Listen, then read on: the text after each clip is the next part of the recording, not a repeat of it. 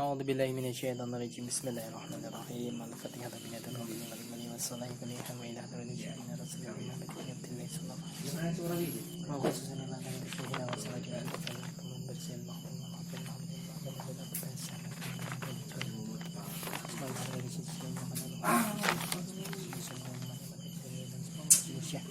محمد الله بسلام سريع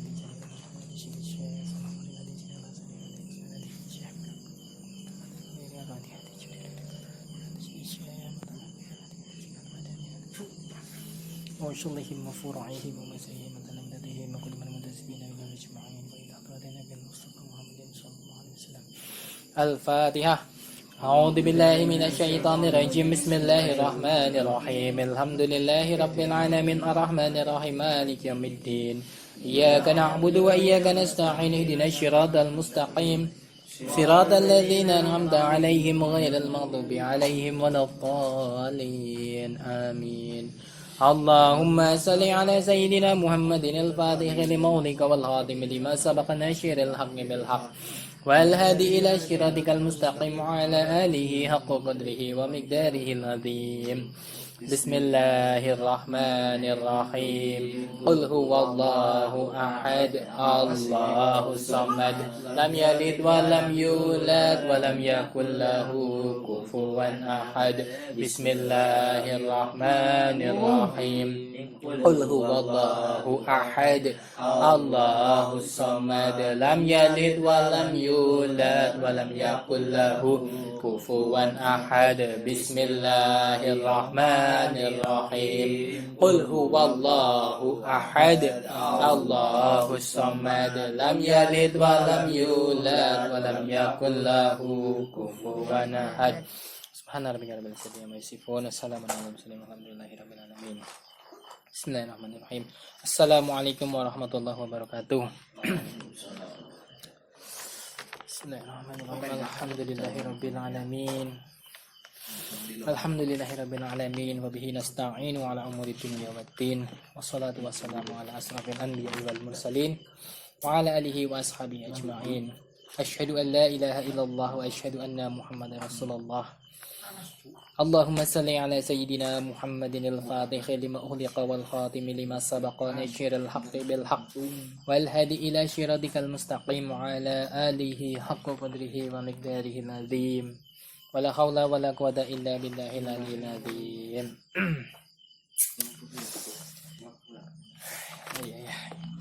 Ya alhamdulillah.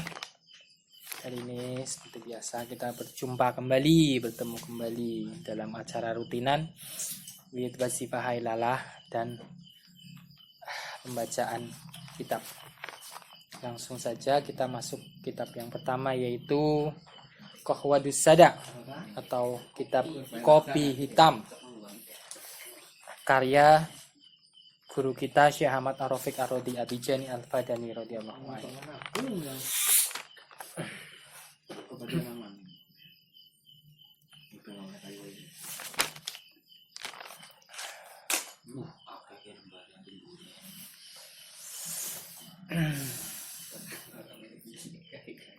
Bismillahirrahmanirrahim. Ulaika alladzina lahum munadzaru jamilun li'uyuna zahiruhum saufa yahumuna nadrarru khullati tashahadil jamalul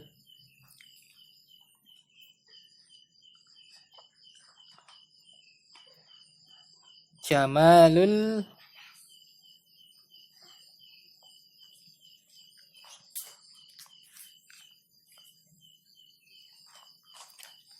jamalul hakiki. Mereka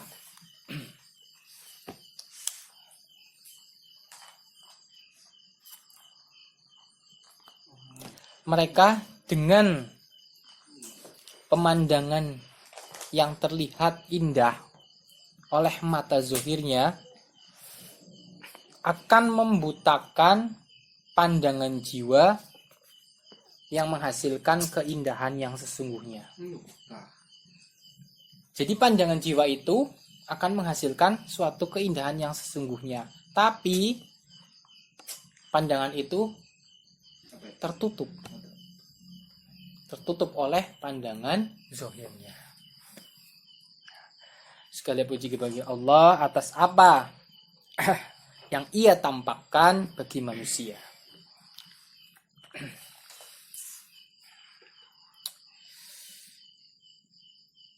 Jadi pemandangan zahir itu menghalangi pandangan jiwa.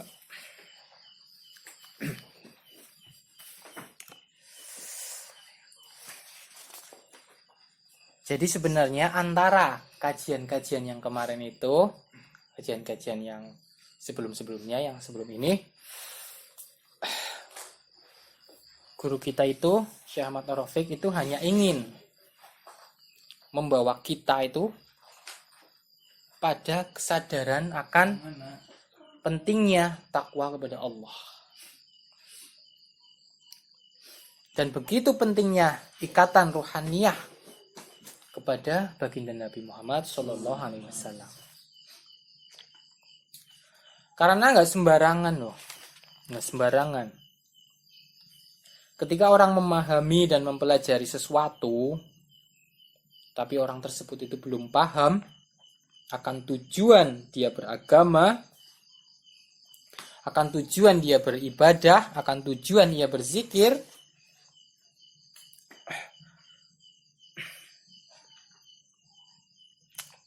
belum fokus dengan tujuan itu, maka dia masih akan terus digoncang oleh sesuatu dengan yang zahir. Dan banyak dari kita itu yang ibadahnya itu masih bohong.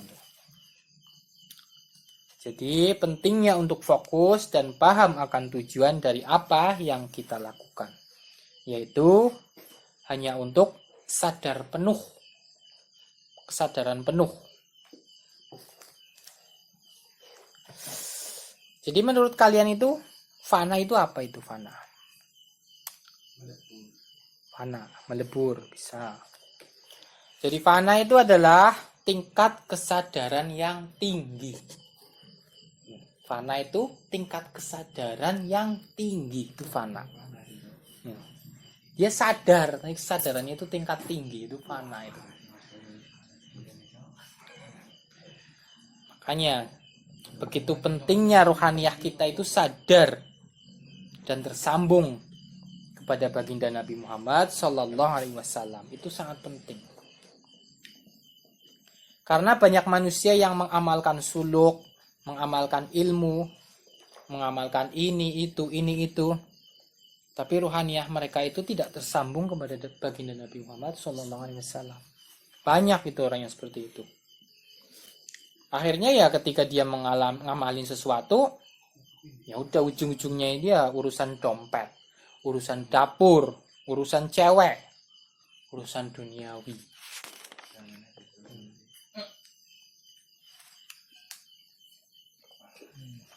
Dia mengamalkan sesuatu itu biar rezekinya lancar, biar jodohnya lancar, dan lain-lain itu.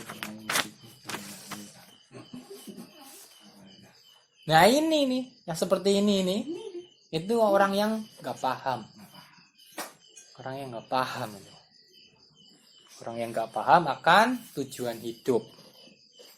Yang mana sedikit sekali dari banyaknya manusia yang sibuk atau fokus dalam wilayah ini.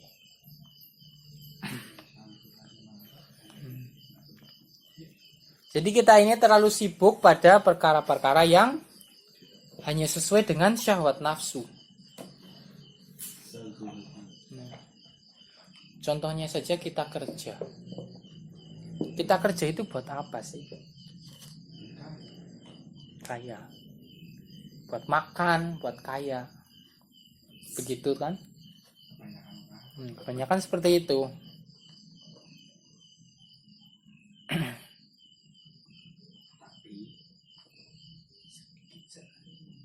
Nah, untuk fokus kerja kita untuk ibadah saja, kita ini masih bohong. Nah, buktinya kalau misalnya di dalam pekerjaan, terus kita ada crash sama teman sekerjaan tuh. Rata-rata itu mereka itu akan susah untuk saling memaafkan, itu susah. Marah-marahan, kebanyakan marah-marahan. Padahal kerja itu kan bisa jadi ibadah itu. Berarti kalau yang seperti itu kerja kita itu masih bohong.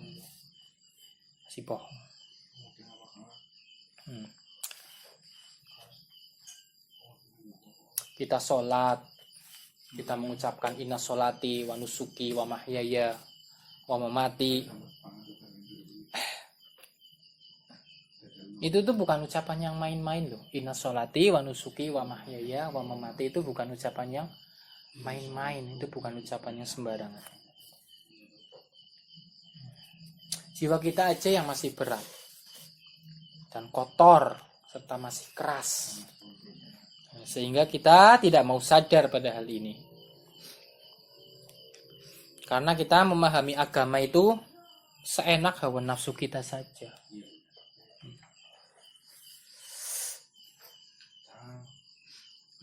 Semampu-mampu syahwat nafsu saja.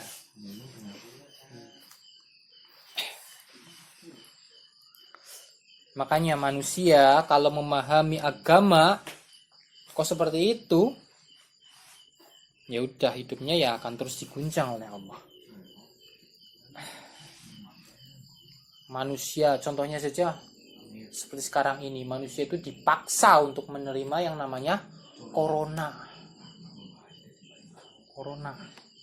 Manusia itu dipaksa untuk menerimanya. Mereka dipaksa menerima kemiskinan, dipaksa menerima kegagalan. Tapi mereka itu susah untuk sadar. Mereka pada nggak sadar. Nggak sadar akan hal itu.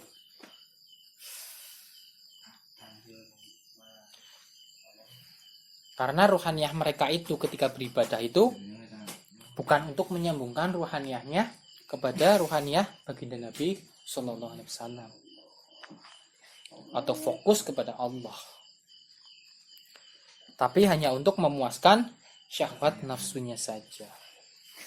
Hanya untuk itu, hanya untuk memuaskan syahwat nafsunya saja. Makanya manusia terus digoncang berkali-kali, sehingga pada nantinya mereka akan merasakan yang namanya putus asa. Ya. Dan pada akhirnya manusia akan kembali kepada Allah.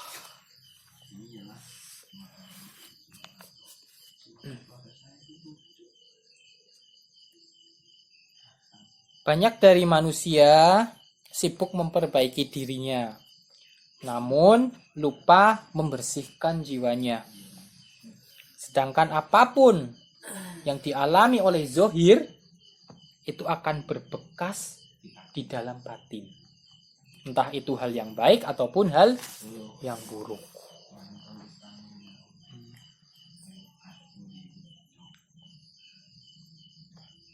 Contohnya saja nih. Misalnya ya, ada seorang pemabuk atau pezina lah. Misalnya ada seorang pemabuk atau pezina. Dia sakit, misalnya seorang pezina, dia kena sipilis, kena penyakit sipilis. Kan nyesek itu. Nyesek. Nah, hal itu membuat dia sadar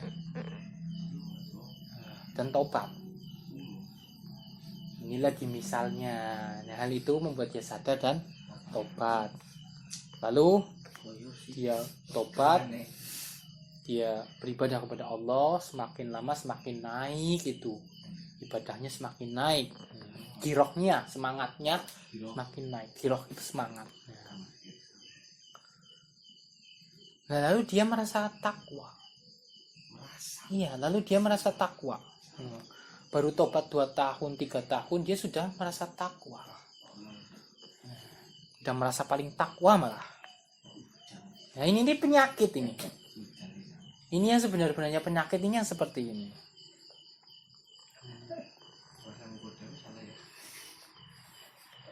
Makanya melihat keburukan di dalam kemaksiatan itu gampang.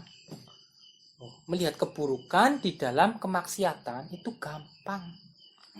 Nah, tapi melihat keburukan dalam ketaatan, yang contohnya seperti tadi itu sulit. Baru tobat 2-3 tahun aja dia sudah merasa paling takwa. Melihat keburukan di dalam ketaatan itu sulit.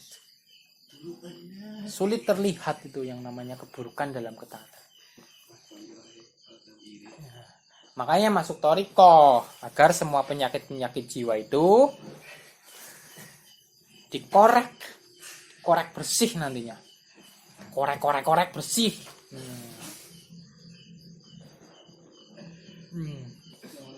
Makanya kalau zuhir saja perlu ditaubatin, maka batin juga harus ada taubatnya. Ya. Kalau kata Sayyidina Ali, musibah yang paling luar biasa itu bukan bencana alam, tapi ketika hatimu itu penuh dengan keburukan, maka itulah bala bencana yang sesungguhnya. Hal itu lebih besar daripada bencana alam semesta. Jadi keburukan di dalam hati itu adalah bencana paling besar dibandingkan bencana alam semesta. Nah, kita masih seperti itu tuh. Nah, kita itu masih seperti itu.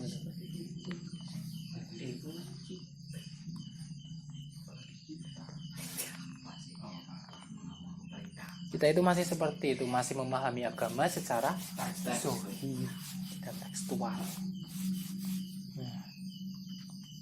Bahkan sudah masuk ke thariqah pun kita masih seperti itu. Kan lucu itu loh, sudah masuk thariqah tapi memahami agama itu masih secara zahir, masih tekstual. Itu kan lucu. Kita sudah masuk thariqah tapi ruhnya enggak berjalan.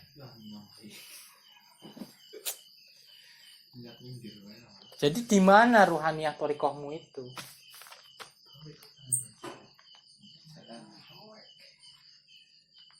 Nah, ini perlu ini.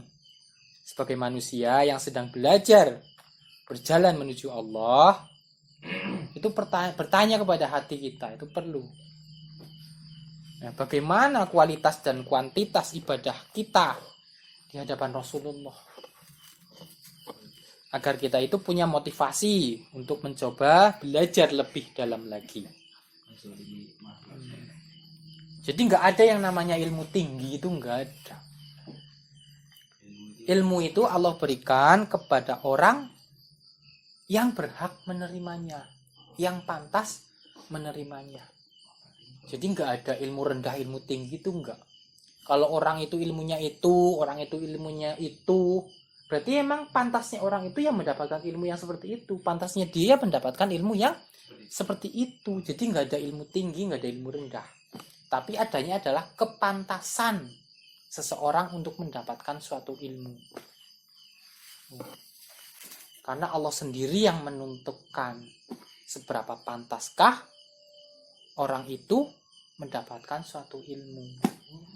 Jadi nggak ada yang namanya ilmu tinggi, ilmu rendah, itu nggak ada. Jadi kalau ada orang yang tahu ilmu ini, tahu ilmu itu,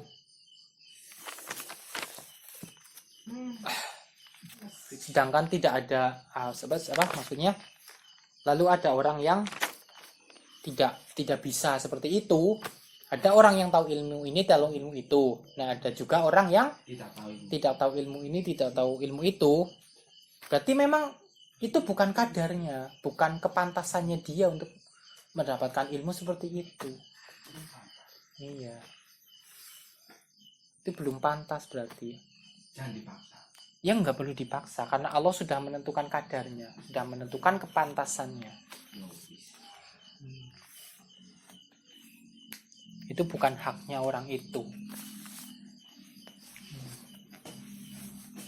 Kan banyak itu kalau orang awam itu kan banyak yang bilang kalau ilmu torekoh itu ilmu yang ketinggian. Itu kan banyak orang awam yang bilang seperti itu. Belajar torekoh itu ketinggian. Banyak yang bilang seperti itu. Iya, sebenarnya enggak. Sebenarnya enggak seperti itu. Ya.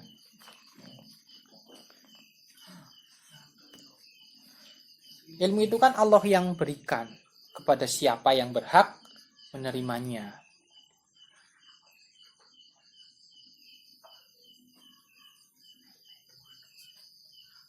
Kalau misalnya ada orang yang merasa kalau ilmu thariqah, ilmu tasawuf itu ilmu tinggi, itu berarti orang itu memang nggak pantas untuk menerima ilmu yang seperti itu. Iya, keadaannya nggak seperti itu. Dia berarti nggak pantas menerima ilmu seperti itu. Jadi ilmu itu hanya diberikan kepada orang yang pantas untuk menerimanya. Nah, sama keburukan juga seperti itu. Keburukan juga sama seperti itu. Kebaikan juga sama seperti itu.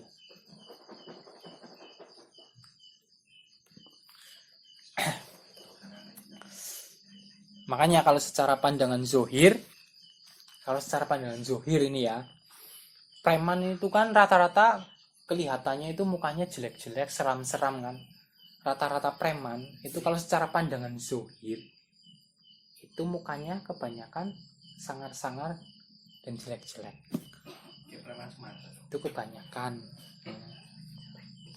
Nah dari itu saja, dari hal yang itu saja,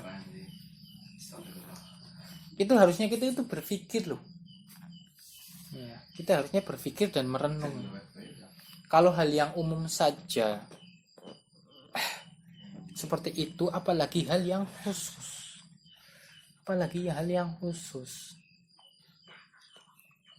Ya, tapi kan sedikit sekali manusia yang sadar akan perkara-perkara seperti itu. Oleh sebab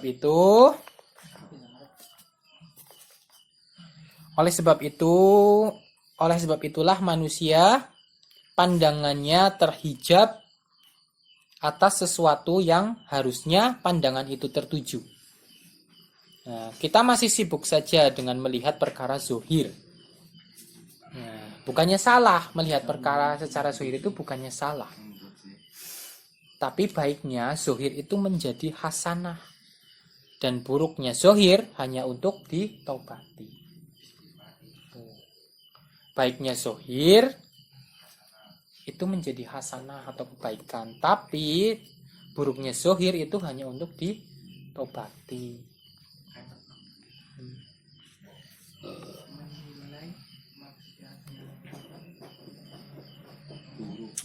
Jadi jiwanya itu buta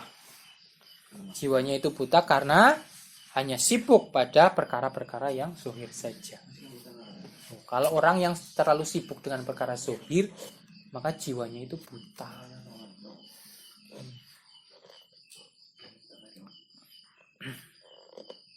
Yang dipakai cuma mata lahiriahnya saja, mata batinnya nggak dipakai. Dan mereka melalaikan apa-apa yang dipandang oleh jiwanya. Padahal sejatinya kehidupan itu ketika engkau hidup dengan wilayah ruhaniyah di dalam dirimu. Itulah yang namanya sejatinya kehidupan. Jadi pandangan manusia itu harusnya tertuju kepada Allah. Itulah sejatinya pandangan. Allah berfirman dalam hadis qudsi, aku itu tidak melihat jasadmu. Aku itu melihat apa yang ada pada dirimu.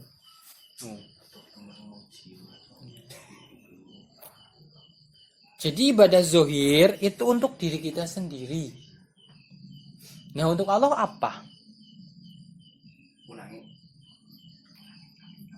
Nah, jadi ibadah zohir itu hanya untuk diri kita sendiri. Nah, untuk Allah apa? Sholawat. Sholawat kepada Nabi. Allah juga bersolawat. Jadi untuk Allah itu apa? Untuk Allah itu hanya penyaksian. Apa yang Allah butuhkan dari hambanya itu hanya penyaksian. Penyaksian. Pengakuan kalau belum penyaksian ya harus menyaksikan dulu ya. Jadi yang Allah butuhkan itu penyaksian, menyaksikan. Hanya pengenalan. Hambanya itu mengenal Allah. Itu yang Allah butuhkan. Simpel kan? Simpel. Allah itu hanya butuh penyaksian. Simpel banget. Menyaksikan. Simpel kan? Simpel. Nah. Tapi pengamalannya itu Susah, bro. Masya Allah. Alhamdulillah. Sedikit sekali manusia yang sadar. Karena saking sulitnya.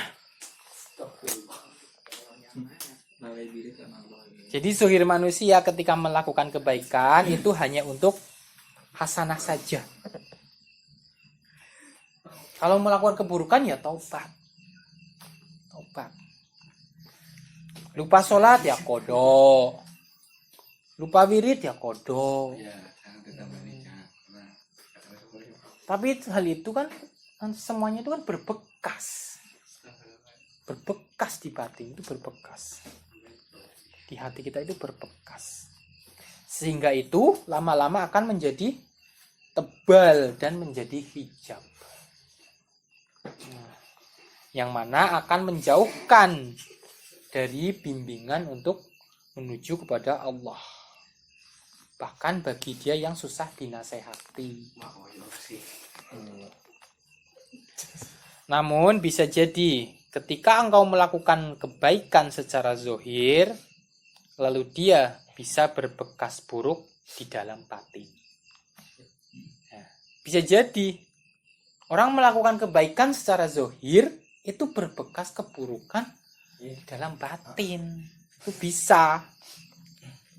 Nah, bisa jadi juga perbuatan buruk yang dilakukan zohir itu berbekas baik di dalam batin. Bisa juga. Contohnya, Mas Boyol mabuk-mabukan tak pernah untuk obat. Contohnya ya, ini ada orang sholat di masjid. Nah, ketika pulang dari masjid, nah, dia itu merasakan bangga. Dia merasakan bangga. Nah, maka yang masuk ke dalam batinnya itu adalah keburukan. Merasanya bangga itu loh, keburukannya. Itu yang membekas di dalam batin. Itu yang namanya perbuatan baik secara zohir, tapi berbekas buruk di dalam batin.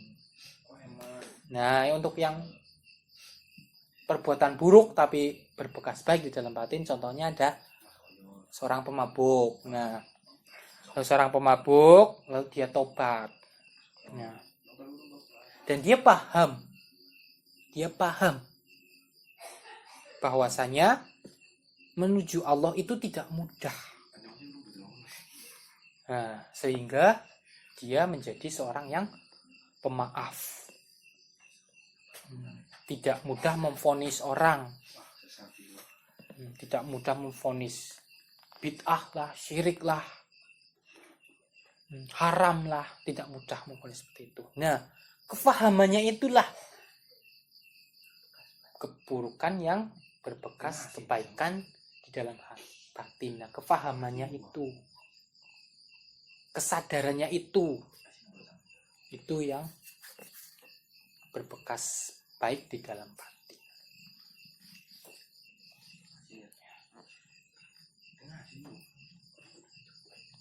Karena dia itu sadar bahwa untuk tobat saja itu sudah susah, apalagi untuk takwa. Jadi kesadarannya itu loh, itu yang berbekas baik di dalam batin. Sadarnya itu. Nah, hal ini yang penting.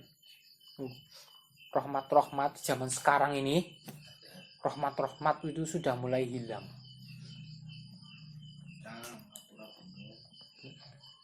ketika orang belajar menuntut agama, itu rahmatnya itu sudah mulai hilang kebanyakan sekarang ini.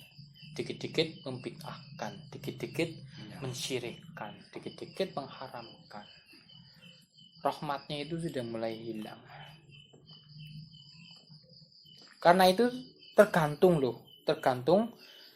hidup tidaknya ruhaniyah kita dalam penyaksian kepada Allah, dan juga bersihnya hati dalam menerima segala keadaan yang Allah berikan. Nah, bagaimana cara menghidupin ruhaniyah? Bagaimana itu cara menghidupkan ruhaniyah? Caranya ya kita itu harus punya guru.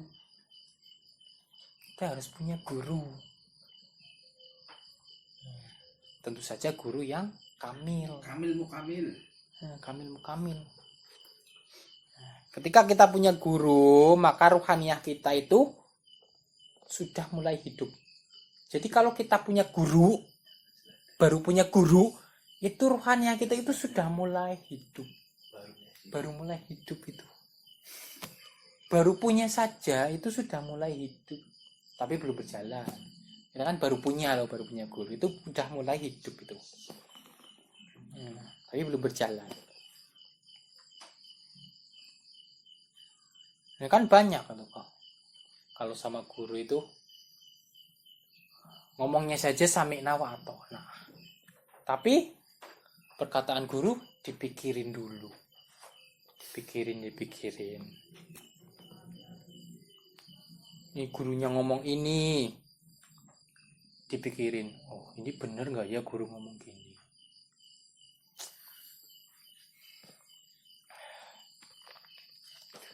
Murid yang seperti itu murid yang tidak sodik. Nah, makanya murid yang tidak sodik itu dia tidak akan sampai atau tidak akan wusul kepada Allah. Tidak akan sampai kepada Allah. Nah, kalau murid yang sodik itu murid yang seperti apa? Nah, kalau murid yang sodik itu ketika dia melihat keburukan seorang guru, maka dia itu mampu untuk mengambil hikmah dan maknawiyah dari keburukan itu.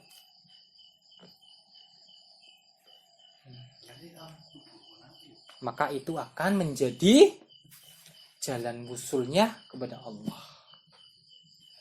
Jadi kalau dia bisa mengambil hikmah dan maknawiyah dari suatu keburukan itu, maka itu akan menjadi jalan baginya untuk wusul.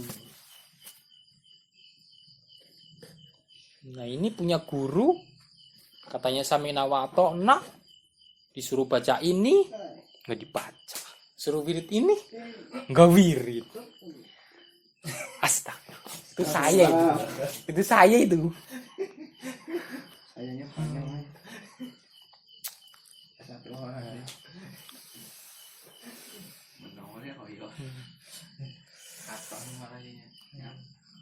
Jadi murid yang sodik itu murid yang mampu melihat hikmah dan maknawiyah di dalam segala keburukan. Karena dia itu tahu bahwa semua manusia itu punya kekurangan dan kelebihan. Ya. Manusia itu kan dilapisi dengan jasad. Jadi yang namanya manusia itu bukan ini nih. Ini bukan manusia ini cuma jasad. Nah, ini pelapis. Manusia itu berarti inti dari ini nih. Iya, dilapisi ini.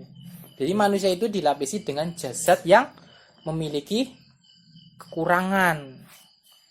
Manusia itu sendiri sempurna. Iya, kalau manusia itu sempurna. Nah, ini yang membuat dia tidak sempurna ini ya karena dia yang melapisi. Dia melapisi. Yang melapisi. Ini kan dunia ini. Ini dunia ini.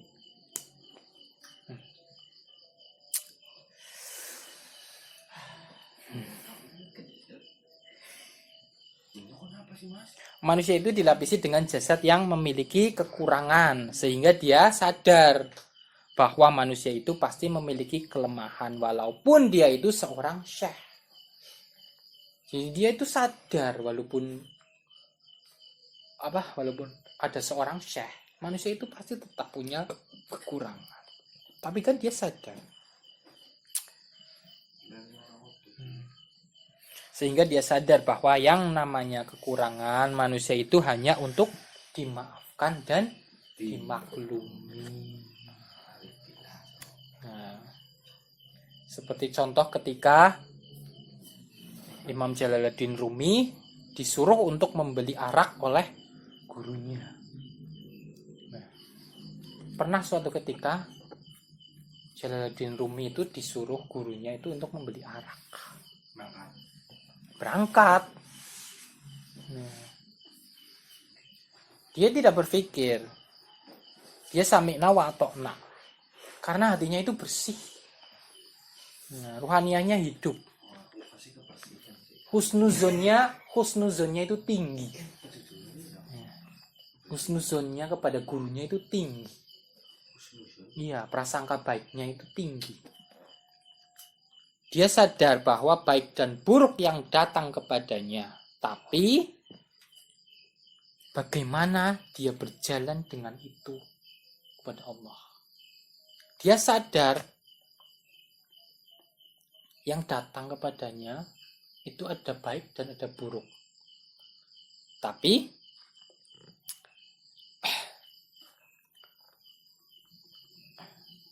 dia gunakan baik dan buruk itu untuk berjalan kepada Allah. Dia ambil hikmah dan maknawiyahnya. Nah, makanya susah untuk memahami segala hal tentang pengenalan diri kepada Allah. Itu susah. Sangat susah. Kecuali hidup dulu itu ruhaniyah kita. Dan bersih hati kita. Baru kita itu setelah hati kita bersih, ruhaniyah kita hidup, kita duduk di hadapan guru yang kamil, insya Allah kita akan mulai berjalan menuju ke Allah. Nah, jadi orang yang jiwanya tertutupi, mereka hanya sibuk dengan perkara duniawi saja. Nah, walaupun mereka itu sibuk ibadah, tetapi semakin keras hati mereka itu. Saya itu banyak ibadah tapi hatinya semakin keras. Itu karena jiwanya tertutupi. Banyak itu manusia yang seperti itu.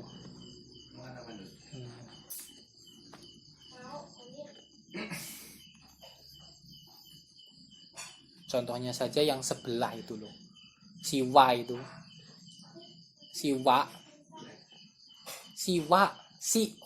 ya seperti itu, contohnya seperti itu tuh. Ibadahnya banyak, dia sibuk dengan ibadah. Tapi jiwanya tertutupi. Nah, sedangkan Allah itu maha indah. Tapi pandangan jiwa mereka itu tertutup. Allah itu maha indah.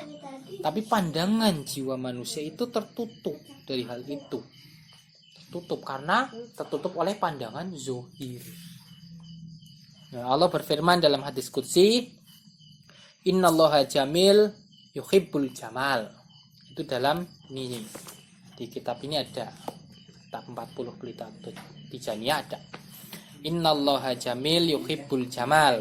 Allah itu indah, maha indah, dan Allah menyukai keindahan. Jadi Allah menciptakan kita itu dengan sebaik-baiknya. Allah menciptakan manusia itu dengan sebaik-baiknya. Yaitu makhluk dengan penuh keindahan yang dimiliki oleh Allah.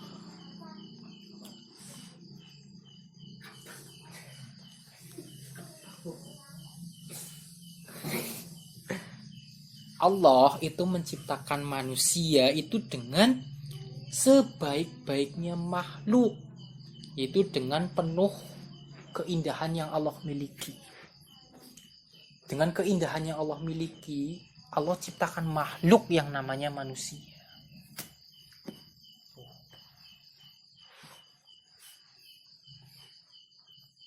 keindahan Allah itu dicurahkan kepada manusia itu. Sehingga manusia itu menjadi ciptaan yang sebaik-baiknya ciptaan, seindah-indahnya ciptaan. Itu manusia itu. Bukan ini mah korengan, jerawatan. Bukan yang ini kan jasad ini. Kalau manusia ya intinya ini. Porokan itu, lawangan, kadasen, bukan itu.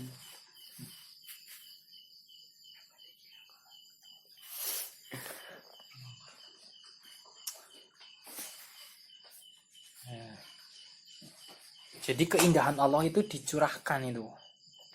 Manusia adalah seindah-indahnya penciptaan. Laqad khalaqnal insana fi ahsani taqwim. Sesungguhnya kami telah menciptakan manusia dalam bentuk yang sebaik-baiknya.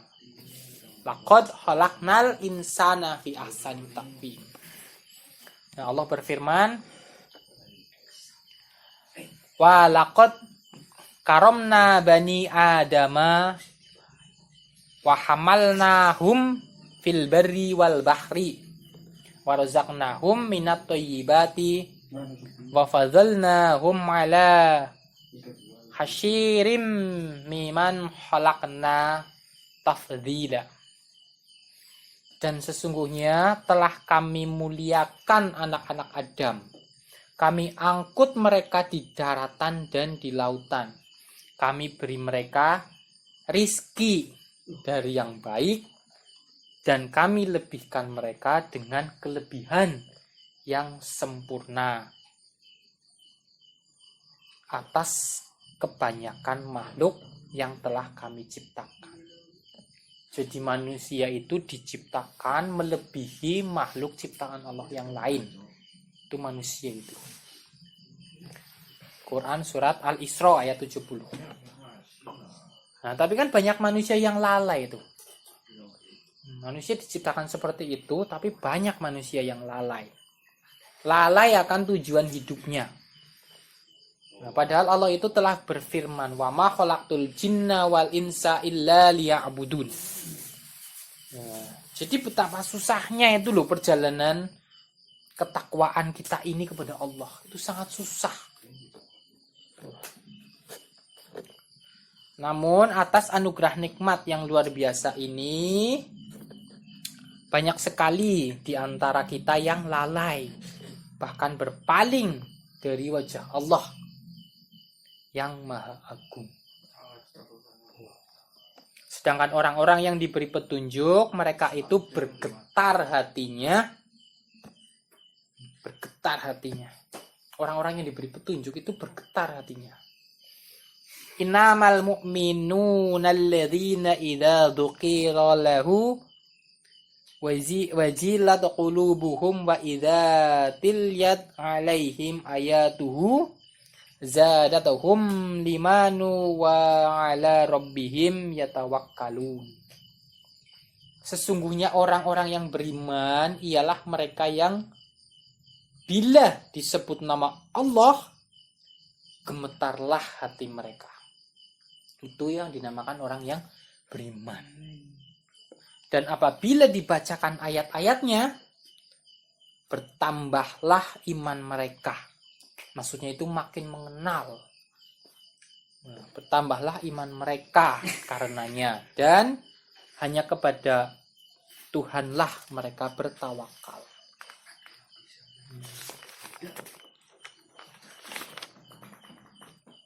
Nah, jadi kita itu dianugerahi sesuatu yang tidak dianugerahkan kepada makhluk lain. Tapi bayangkan itu betapa besar hijab diri kita, sehingga kita itu sangat susah untuk mendekatkan diri kepada Allah. Itu saking besar dan tebalnya hijab tuh. Nah, kebanyakan kita itu sibuk dengan perkara jasmani dan lupa menata rohani. Nah, sejatinya semua manusia itu Allah ciptakan hanya untuk mengenalnya. Itu sejatinya penciptaan manusia itu hanya untuk mengenal Allah. Itu sejatinya penciptaan manusia. Nah, tapi banyak yang tertipu sebab perkara zuhir. Nah, mereka manusia itu mengambil sesuatu yang di luar diri mereka.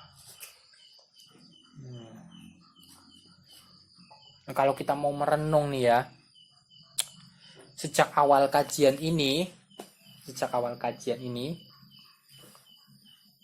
hati kita itu sebenarnya sedang ditata itu, diarahin oleh guru kita. Asalkan hati kita ini bersih, husnuzon, wukuf, dan pasrah kepada guru kita. Jadi ikutin aja apa kata guru kita nanti. Apa guru kita itu kita ikutin aja. Nanti berjalan itu, ruhaniyah kita itu berjalan kepada Allah dan Rasulnya. Nah, tapi kan betapa besar hijab itu. Hijab nafsu kita ini loh.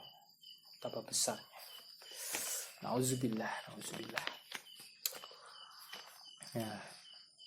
Maka ketahuilah bagi kita, manusia itu sejatinya adalah makhluk ruhaniyah yang Allah ciptakan untuk abadi, sebagai tanda akan kebesaran Allah. Jadi yang namanya manusia itu makhluk ruhaniyah. Jadi bukan ini mah zuhiriyah ini.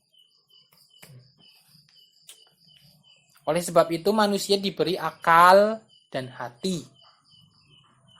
Nah, agar manusia itu bisa belajar sedikit demi sedikit, agar manusia paham akan proses perjalanan hidupnya. Yang kita ini kan punya otak, tapi nggak mau berpikir. Yang kita punya hati, tapi kita nggak mau merenung. Karena kita itu terlalu sibuk untuk mengisi perut. Terlalu sibuk mengisi perut, memuaskan hawa nafsu. Wah. Sibukan kita itu tuh. Sibuk mengisi perut, sibuk dengan hawa nafsu. Makanya perlu masuk thariqah. Sangat perlu itu duduk di hadapan guru yang kamil, agar kita itu dibimbing, agar lepas tuh wujud-wujud nafsu, sehingga kita bisa lebih bertaqarrub kepada Allah dan Rasulnya. Makanya dunia adalah sebaik-baik tempat agar kita itu kembali kepada Allah. Jadi dunia itu adalah sebaik-baik tempat agar kita itu kembali kepada Allah, agar kita mengenal Allah. Itu adalah sebaik-baiknya dunia. Itu adalah sebaik-baik tempat untuk kita mengenal Allah. Kan dunia itu tempat yang sebaik-baik tempat untuk kita mengenal Allah itu di dunia. Nah, kalau kita tidak mengenal Allah di dunia, maka kita akan dikenalkan dengan cara yang pedih, perih, sakit. Nah, kalau di dunia kita tidak mengenal Allah, nanti kita akan dikenalkan dengan cara yang perih, yaitu saat sakaratul maut. Itu kan perih itu loh. Saat sakaratul maut itu kita dipaksa untuk mengenal Allah. Kan perih itu. Kalau saat sakaratul maut belum kenal juga, ya nanti di alam kubur kita dikenalkan. Perih itu. Kita disiksa oleh mungkar dan nakir. Itu kan perih. Kita disiksa oleh mungkar dan nakir itu tujuannya itu untuk kita sadar untuk mengenal Allah. Dan seterusnya di padang mahsyar, di Shiratal Mustaqim, di neraka, bahkan di surga juga. Kita itu dipaksa untuk mengenal Allah. Tapi kan setelah pengenalan setelah di dunia untuk alam-alam selanjutnya itu kan perih. Kalau masih di dunia itu kan kita nggak perlu merasakan keperihan itu untuk mengenal Allah. Enggak. Nah, prosesnya itu sakit. Setelah kita itu melewati alam dunia, proses pengenalan kepada Allah itu prosesnya sakit dan juga lama. Karena antara alam satu dengan alam yang lain itu jaraknya ribuan tahun, jutaan tahun dunia. Jutaan tahun di dunia. Satu harinya itu 1 juta tahun dunia. Satu hari akhirat itu 1 juta tahun dunia. Berarti kami ini 90 tahun yang lalu. Ya urung lah. Ayo. Ya urung. Satu hari akhirat 50 tahun 50.000 tahun di 50.000 tahun dunia itu satu hari itu. harinya PD 2020. Berarti urus sedina acan ah. Itu pirang Urung detik. 5 menit lah. Urung aku urus sedina. Saya dina berarti pirang detik kok. Ya dihitung sendiri lah, itu rumput itu rumit. Ketemu dia ketemu. Ya, kalau kita masih di dunia itu adalah wilayah yang sangat mudah untuk mengenal Allah. Ya, karena amal ibadah itu belum terputus kalau masih di dunia. Nah, amal ibadah itu belum terputus. Makanya sangat penting duduk di majelis ilmu, duduk di majelis thariqah. Itu sangat penting. Mumpung masih di alam dunia. Jangan sia-siakan mumpung masih di alam dunia.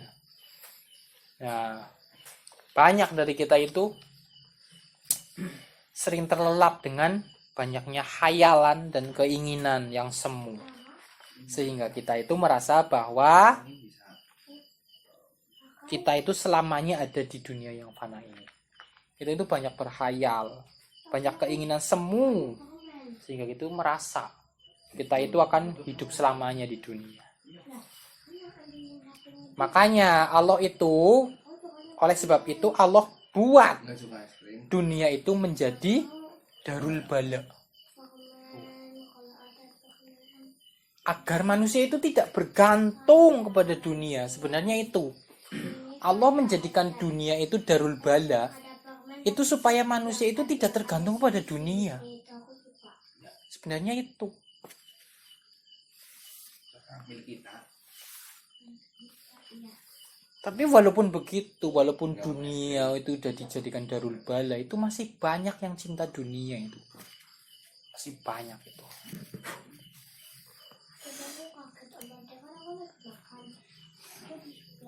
Makanya ketika Allah memberikan keburukan saja, itu adalah rahmat. Itu adalah rahmat. Ketika Allah memberikan hukuman, itu juga rahmat. Ketika Allah memberikan ancaman, itu pun adalah rahmat. Rahmat.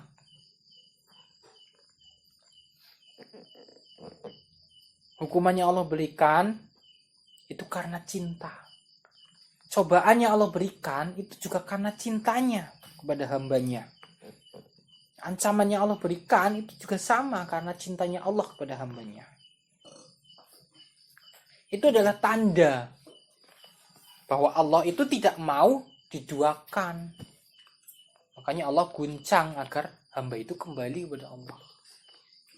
Tuh. Jadi kita itu jangan suuzon kalau mendapatkan keburukan. Jangan. Itu adalah tanda cinta agar kita itu kembali kepada Allah. Tuh. Jangan suuzon. Makanya manusia itu diguncang oleh Allah, yang mana guncangan itu adalah karena cintanya kepada hambanya. Coba kurang apa lagi Allah kepada kita itu? Kurang apa lagi itu loh. Nah, tapi kita masih aja itu hubud dunia. Nah, coba kalau Allah itu tidak menjadikan dunia itu darul bala. Bayangkan itu loh. Dijadikan darul bala saja masih banyak yang cinta dunia. Apalagi kalau tidak dijadikan darul bala, itu bagaimana itu?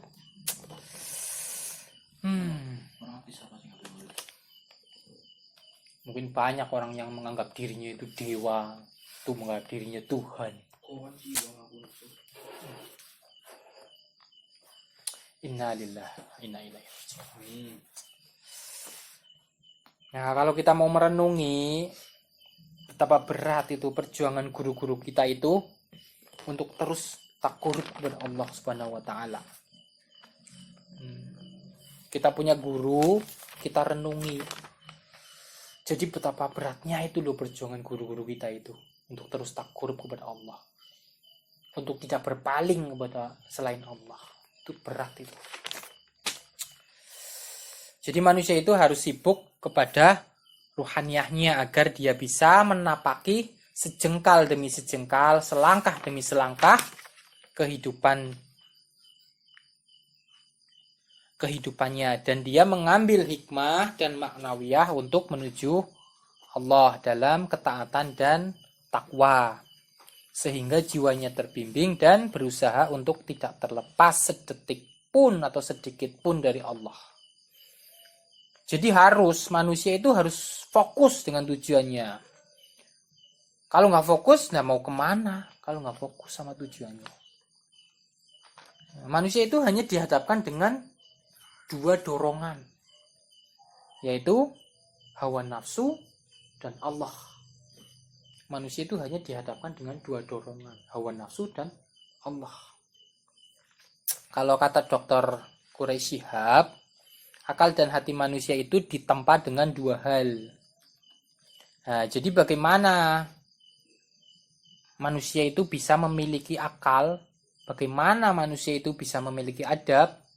Nah, Dr. Quraish Shihab menjelaskan bahwa manusia itu akal dan hatinya ditempa dengan dua hal. Akal dan hati manusia itu ditempa dengan dua hal. Itu kata Dr. Quraish Shihab. Yaitu dengan pertama, satu itu dengan keadaan dan wilayah tempat dia berada. Nah, maka pilihlah keadaan dan tempat wilayahmu yang mengingatkanmu kepada kebaikan dan rahmat. Kita harus memilih tempat, keadaan yang mengingatkan kita kepada kebaikan dan rahmat. Nah, yang kedua ditempa dengan nur, cahaya ilahiyah. Nah, kalau orang awam kan nggak mungkin itu dapat cahaya ilahiyah langsung, nggak mungkin, nggak bisa itu. Maka dekatilah orang-orang yang sudah mendapatkan cahaya ilahiyah itu. Dekatilah. Jadi untuk mendapatkan akhlak dan adab itu juga tergantung tempat duduk dan juga teman duduk. Makanya Rasulullah bersabda, agamamu tergantung dengan siapa engkau duduk. Rasulullah bersabda seperti itu. Nah, pemahaman kita itu tidak akan nyampe kepada Allah tanpa ilhamul arifin dari para arif billah. Makanya dekati, duduklah dengan mereka. Nah, para arif billah, para guru-guru mursyid yang kamil tentunya.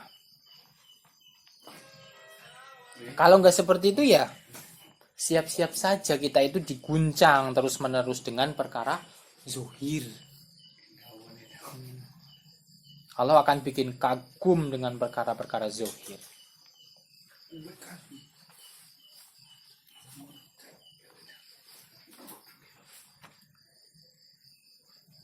Jadi kalau kita mau merenung, sebenarnya kitab ini, kitab karya guru kita Syekh Ahmad Ar-Rafiq Ar-Radi At-Tijani Al-Fadani, kalau kita mau merenung dari awal kajian sampai insya Allah kelak sampai akhir kajian, maka tanpa sadar ataupun tidak sadar, dengan sadar ataupun tidak sadar,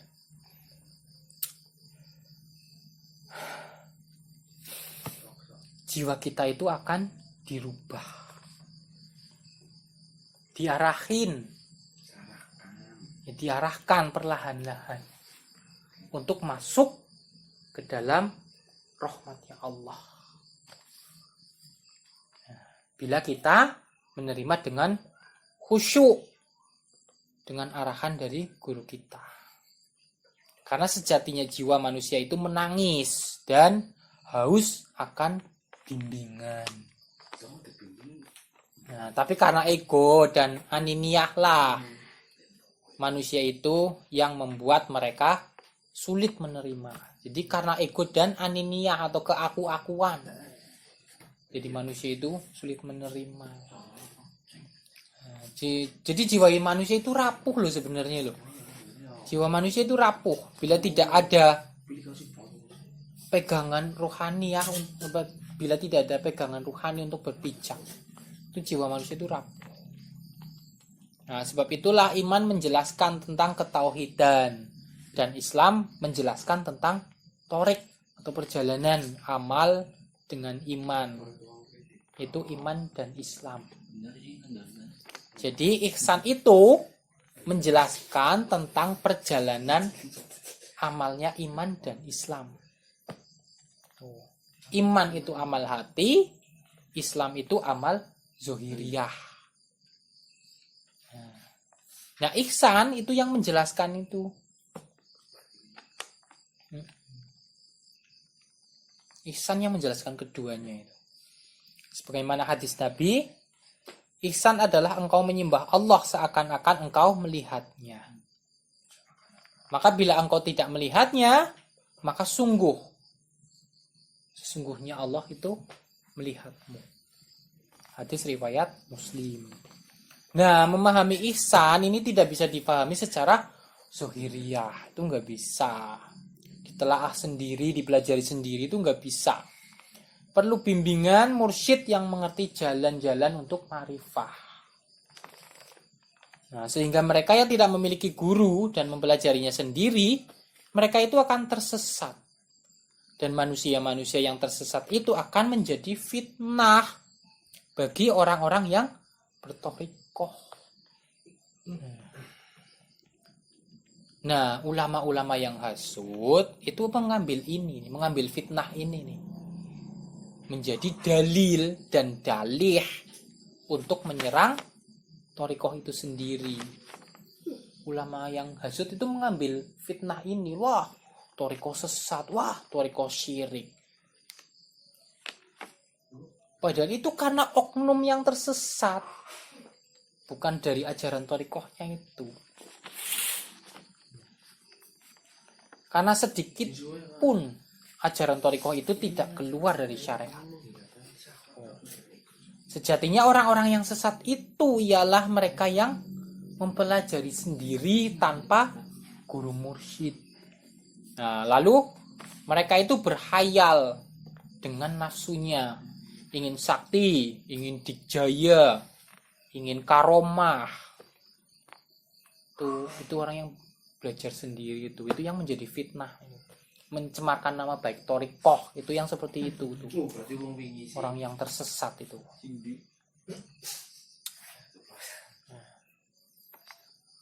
Walaupun mereka itu sibuk dengan torikohnya, tapi mereka masuk torikoh, tapi mereka tidak mau duduk dengan guru mursyid yang kamil. Mereka nggak mau dibimbing. Mereka sudah masuk torikoh, mereka wirid tapi dipelajari sendiri, zikir dipelajari sendiri. Seperti itu. Nanti mereka berhayal ingin sakti, ingin karomah dan lain-lain. Nah, itu yang menjadi fitnah, itu yang mencemarkan nama baik torikoh itu. Nah, sama ulama-ulama yang hasud ini yang dijadikan dalil dan dalih kalau torikoh itu sesat, torikoh itu syirik.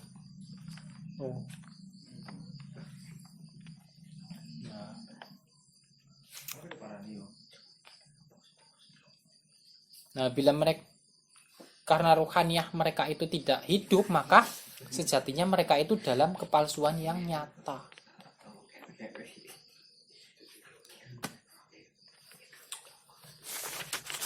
Maka ketika manusia telah sampai pada fase pengenalan kepada Allah, maka dia itu sudah tidak sibuk lagi dengan pandangan zohirnya. Jadi kalau manusia sudah sampai kepada fase untuk pengenalan kepada Allah, maka manusia itu tidak lagi sibuk dengan pandangan zohirnya. Itu kalau manusia yang udah sampai fase pengenalan.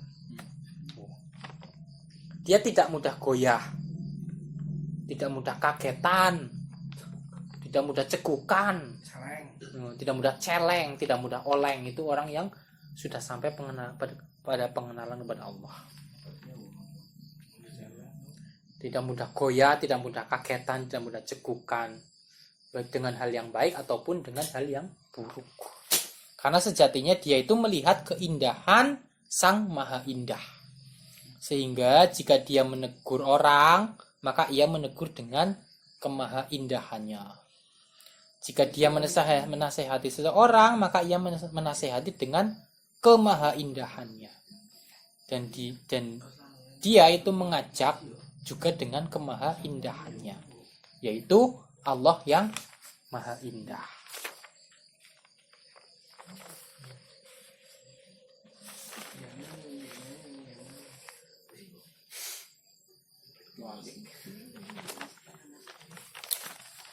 Ini kebalik ini. Iya, ini kebalik ini. Ini kertasnya sobek. Oh, jadi sampai mana ya? Kertasnya sobek kan. Oh, ini sobek. Nah, ini tadi sampai mana ini? Sampai itu yang terakhir, nomor terakhir. Ini paragraf berapa tadi ini, Mas? 6. Mana?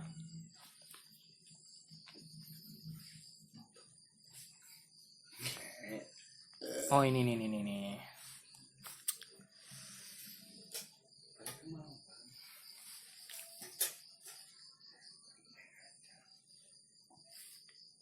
Ihsan.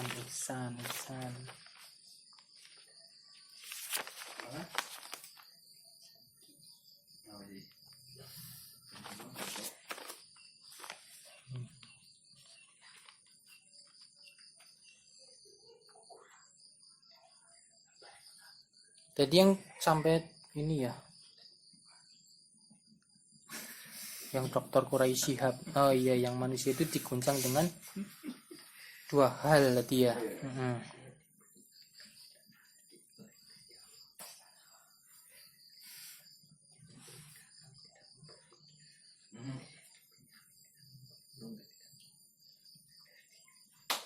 Itu manusia itu ditempa dengan dua hal, yaitu satu ditempa dengan keadaan dan wilayah tempat dia berada, yang kedua dengan nur ilahiyah. Nah, kalau untuk orang awam kan itu nggak bisa itu dapat cahaya ilahiyah, maka dekatilah orang yang mendapatkan cahaya ilahiyah. Nah, jadi untuk mendapatkan akhlak dan adab itu juga tergantung tempat duduk. Itu tadi udah, yang mana Rasulullah bersabda, agamamu tergantung dengan siapa engkau duduk. Nah, pemahaman kita itu tidak akan nyampe kepada Allah tanpa ilhamul arifin dari para arif billah, guru mursyid yang kamil. Nah, kalau nggak seperti itu, ya udah siap-siap diguncang terus menerus dengan perkara yang zohir. Nah, tapi lucunya mereka itu mengatakan dan menganggap hal itu berasal dari jiwa mereka. Nah, mereka yang sibuk dan berhenti pada akalnya itu akan dibuat tidak puas dan ragu atas segala hal yang hadir dalam hidupnya. Dan mereka yang sibuk pada hatinya akan dibuat bergejolak, seakan-akan mereka itu di tengah badai samudra. Nah, tapi juga penting memiliki akal dan hati, itu penting. Nah, maka akal dan hati itu adalah gambaran nafsiyah diri manusia. Jadi kalau kamu punya akal dan hati, itu berarti kamu manusia. Kamu manusia itu kalau kamu punya akal dan hati, itu kamu disebut manusia. Enggak, akal dan hati itu adalah gambaran nafsiyah diri manusia. Jadi kalau kamu itu punya akal dan hati, itu berarti kamu manusia. Hewan kan nggak punya akal, punyanya nafsu doang. Itu berarti bukan manusia.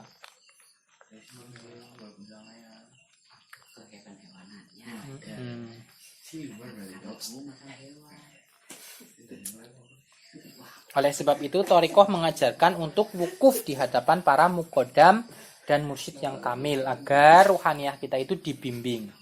Sehingga hati kita itu dipenuhi dengan rahmat dan akal kita diberkahi dengan kelembutan. Nah, barulah kita itu masuk nafsu mardiyah. Nah, hal itu sudah seperti itu saja, itu kita baru masuk nafsu mardiyah.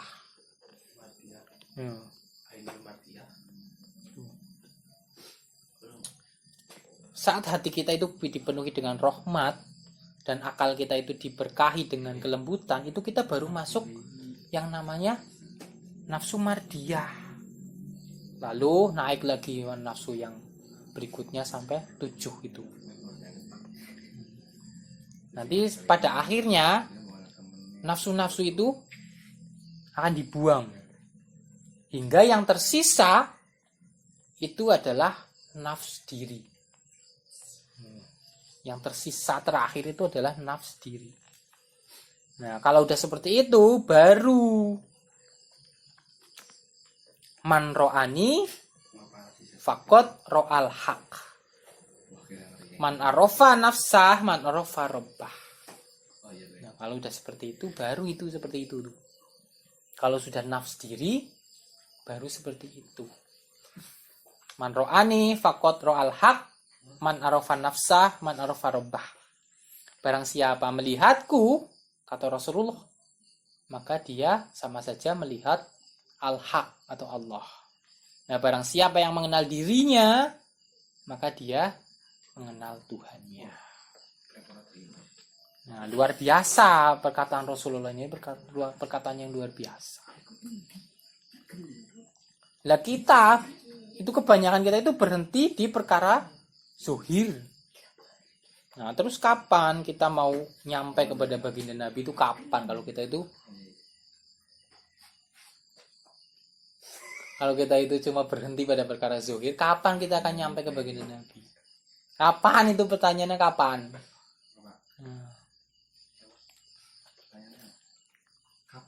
Kita masuk thariqah itu berarti kita itu menyambungkan ruhaniyah kita kepada baginda Nabi. Tapi itu adalah bentuk fadilah. Jadi kalau kita masuk thariqah, ruhaniyah itu kita itu tersambung kepada baginda Nabi. Tapi itu cuma bentuk fadilah. Nah, sedangkan diri kita itu menyambungkan apa enggak itu tergantung. Contohnya saja itu misalnya ada orang A dengan B. Mereka itu berteman, bersahabat. Nah, tapi jarang ketemu, jarang calling. Nah, berarti kan mereka itu tersambung tali persahabatan ya. Mereka bersahabat itu kan berarti kan tersambung tali persahabatan, tapi mereka jarang ketemu, jarang calling. Nah, apakah tali persahabatannya itu putus? Enggak. Tapi kendor iya, karena mereka jarang calling, jarang ketemu, itu kendor. Rasa cinta persahabatannya itu menurun.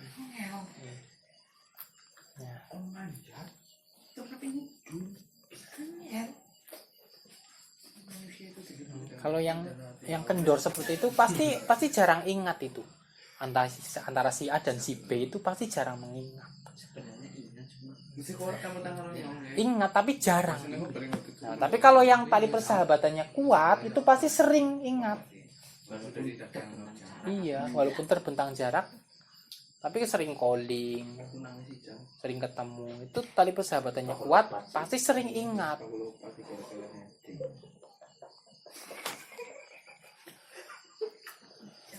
Makanya nafas para arif billah itu tidak pernah lepas dari Allah. Makanya luar biasa orang-orang yang sampai pada wilayah ini. Benar-benar dia itu adalah orang pilihan. Orang yang sampai kepada Allah itu adalah orang-orang yang pilihan. Nah, makanya kalau masuk thariqah tapi tujuannya itu ingin karomah, ingin kasyaf, ingin wusul, ingin sakti, Itu semua adalah hijab. Hijab. Tuh. Kamu masuk thariqah ingin wusul, itu adalah hijab. Wusul itu tersambung kepada Allah. Sampai kepada Allah. Tapi kamu itu ingin itu termasuk hijab. Iya, wusul saja kalau kamu yang menginginkan itu hijab. Hijab. Karena sesungguhnya itu Allah yang memilih. Oh iya, Ding. Paling berjumpa sih. Syekh Ahmad Tijani itu berkata itu dalam kitab Jawahirul Ma'ani itu. Kalau yang seperti itu, kamu masuk thariqah ingin ini, ingin itu, ingin ini, ingin itu adalah syirik. Syirik khafi. Syirik yang sangat halus. Sampai tidak terasa kita itu melakukan syirik. Nah, jadi sesungguhnya apapun yang terjadi pada setiap kehidupan manusia itu telah dialami oleh orang-orang terdahulu agar kita itu berpikir dan merenung atas kemahabesaran Allah. Namun, nafsu yang menghijabi diri manusia yang membuat mereka itu buta dan tuli akan setiap perkara yang membawa mereka kepada Allah dan Rasul-Nya. Maka langgengkanlah sholawat fatih 5 uhliq. Sebab ini adalah inti dari segala penciptaan. Jadi sholawat fatih itu adalah intisari dari segala penciptaan. Itu intinya sholawat fatih. Bayangkan itu adalah inti loh. Kita itu mendapatkan sesuatu yang sangat mahal.